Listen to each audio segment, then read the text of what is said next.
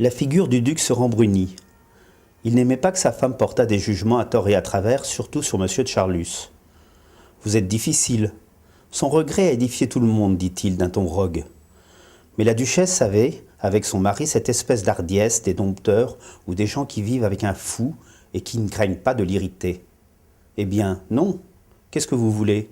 C'est édifiant, je ne dis pas. Il va tous les jours au cimetière lui raconter combien de personnes il a eu à déjeuner.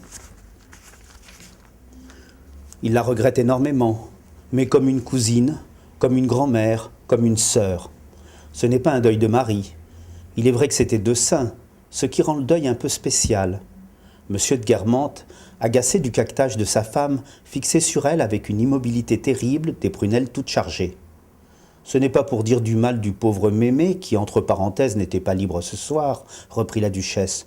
Je reconnais qu'il est bon comme personne. Il est délicieux, il a une délicatesse, un cœur comme les hommes n'en ont pas généralement. C'est un cœur de femme, Mémé.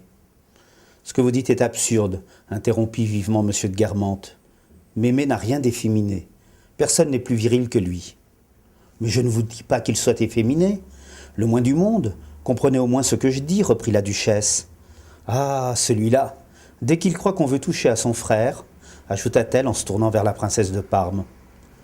C'est très gentil, c'est délicieux à entendre. Il n'y a rien de si beau que deux frères qui s'aiment, dit la princesse de Parme, comme l'auraient fait beaucoup de gens du peuple, car on peut appartenir à une famille princière par le sang et par l'esprit, et à une famille fort populaire. Puisque nous parlions de votre famille, Oriane, dit la princesse, j'ai vu hier votre neveu Saint-Loup. Je crois qu'il voudrait vous demander un service. Le duc de Guermantes fronça son sourcil jupitérien.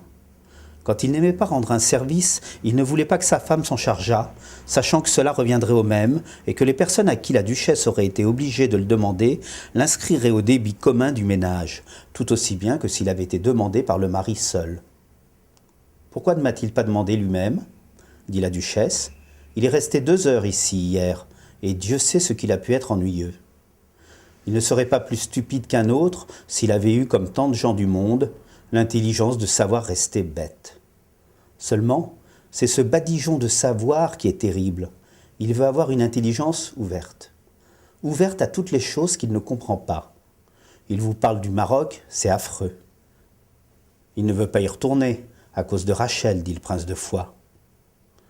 Mais puisqu'ils ont rompu, interrompit M. de Bréauté, ils ont si peu rompu que je l'ai trouvé il y a 2 jours dans la garçonnière de Robert.